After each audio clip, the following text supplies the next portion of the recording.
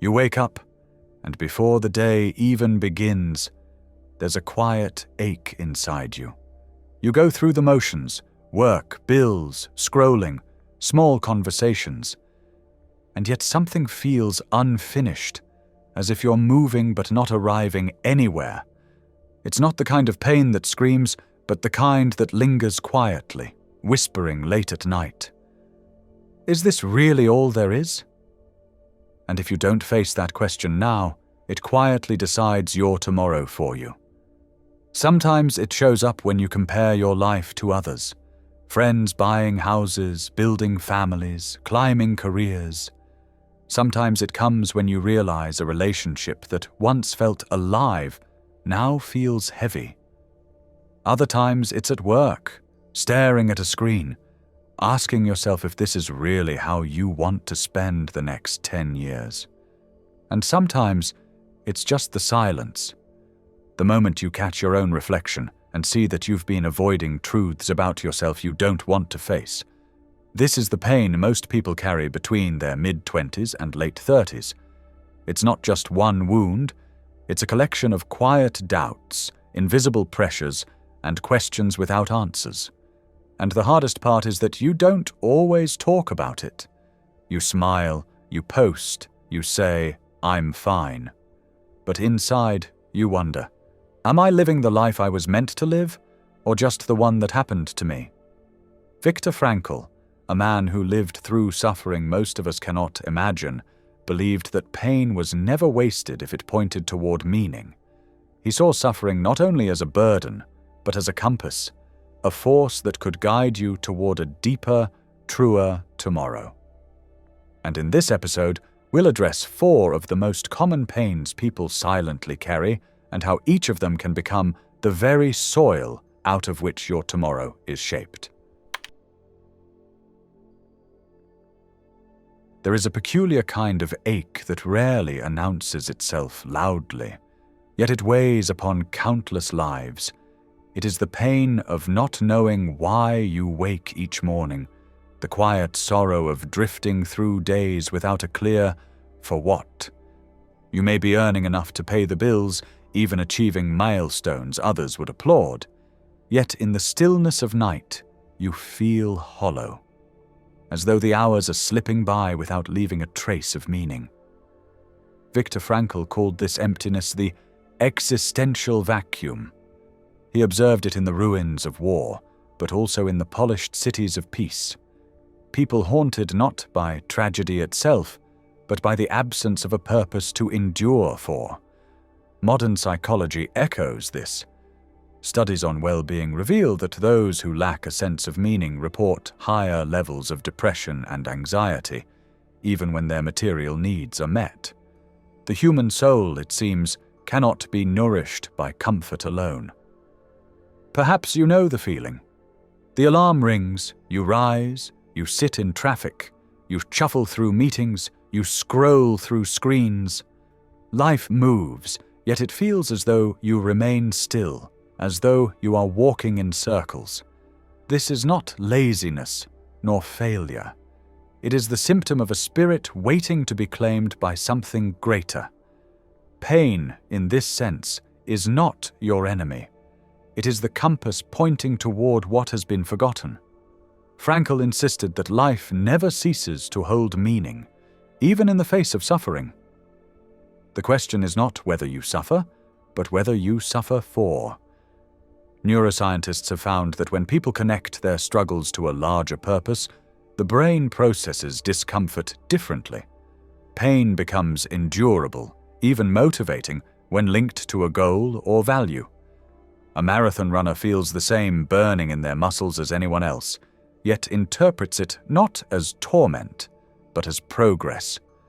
So the emptiness you feel today, the dull ache of purposelessness, is not a verdict against you. It is an invitation.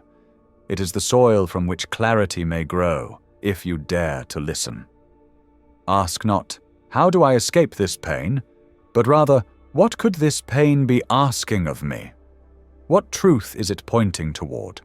For it is often in confusion that the seeds of direction are planted. Yet even as you search for purpose, another form of pain emerges, one not from within yourself, but from the ties you hold with others. For sometimes it is not the absence of meaning that weighs on you, but the presence of relationships that no longer fit the person you are becoming. And this too carries its own quiet burden.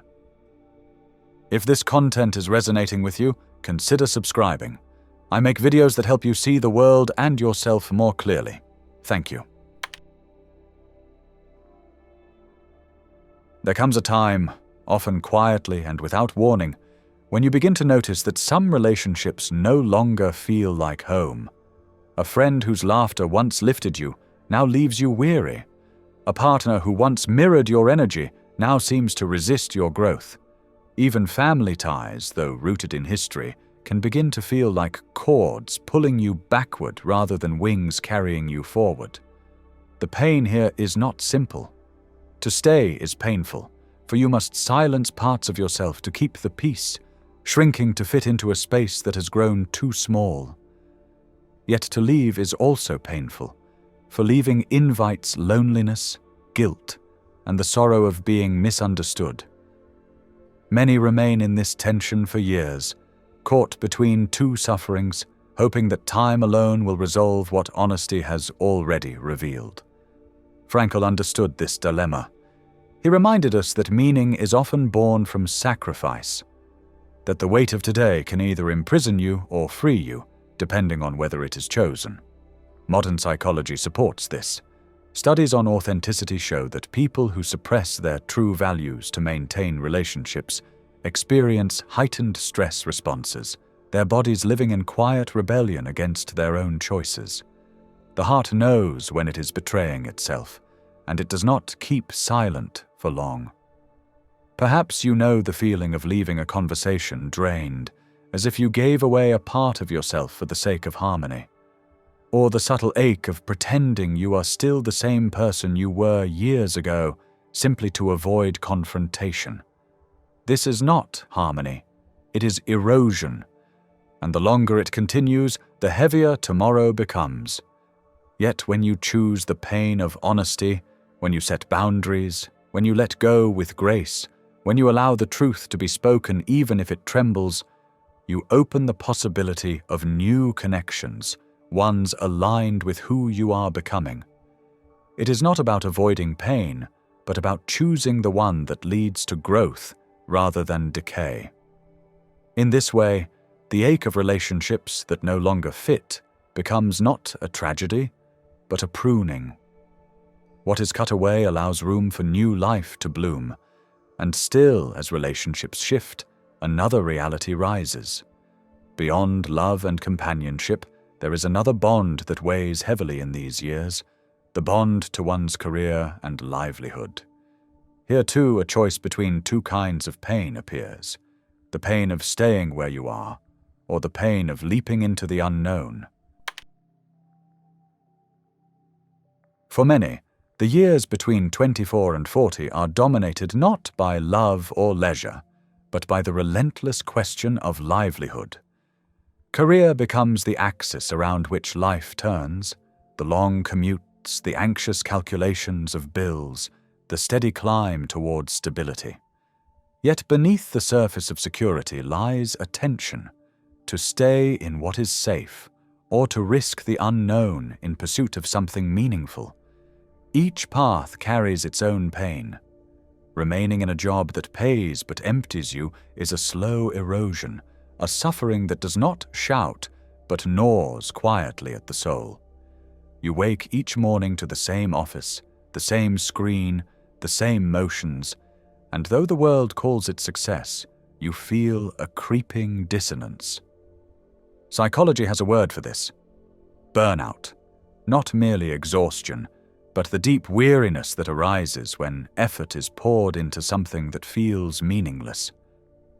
Research shows that burnout is less about workload and more about misalignment, the sense that your labor is disconnected from your values.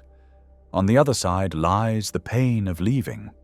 To chase a dream, to step away from stability, is to invite nights of worry, financial scarcity, and the humbling awareness that progress is not guaranteed. The mind whispers, "What if I fail? What if this gamble costs me more than I can bear?" This uncertainty has its own cost, stirring the body's stress systems into vigilance, demanding courage where comfort once lived. Frankl's wisdom rests here. It is not the presence of sacrifice that defines you, but the meaning behind it. A life stripped of risk may protect you from chaos, but it also denies you depth. Neuroscientific studies suggest that when we link present discomfort to long-term goals, the brain's reward pathways light up, as if the future itself were lending us strength. The late-night hours spent building, the temporary austerity of saving, the humility of starting anew, all of these can be born if they are in service of a vision that feels true. To endure pain for a purpose is not to suffer pointlessly, but to invest in a tomorrow shaped by your own hand. The danger is not sacrifice itself. It is meaningless sacrifice, the kind that drains without giving back, that fills calendars but empties hearts. And yet, even beyond career and financial burdens, there exists a pain more intimate, more unrelenting, the pain that arises not from the world outside, but from the truths we hide within ourselves. To face one's own fears, habits, and shadows is perhaps the heaviest labor of all, and it is here that the journey turns inward. There is a pain that cannot be hidden behind paychecks or relationships, a pain that does not come from the world outside, but from the mirror you try not to look into. It is the pain of facing yourself honestly. Few burdens are heavier, for it requires you to sit in silence with truths you would rather escape. Perhaps you tell yourself that you procrastinate because you are lazy, when in reality it is fear that holds you. Fear of failing, fear of not being enough. Perhaps you numb yourself with food, with endless scrolling, with distractions that blur the edges of your awareness, because the weight of stillness feels unbearable. Or perhaps you convince yourself you are content, even as your heart whispers that you have been settling for less than what you know is possible.